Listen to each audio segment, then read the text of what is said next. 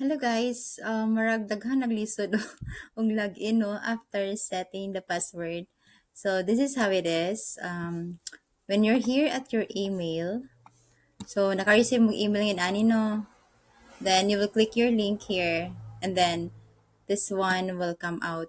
So mag-set mo password ani niya and after nga nakasud na mo nakaset na mo og password, dili na mo sud sa link nga akong gihatag ninyo kani nga link naani siya sa GC kani nga link enter and then pag enter ninyo ani nga link makalagin na mo automatically so first login ninyo is mo input pa mo sa inyong email and then password pero lagi mo na siyang i-bookmark so i-bookmark na siya dire i-click the star here and then pwede mo na i-rename butangan mo og meta ads with Mutia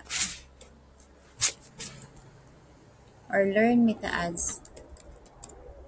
So, yun ana siya na done. Para, pag next time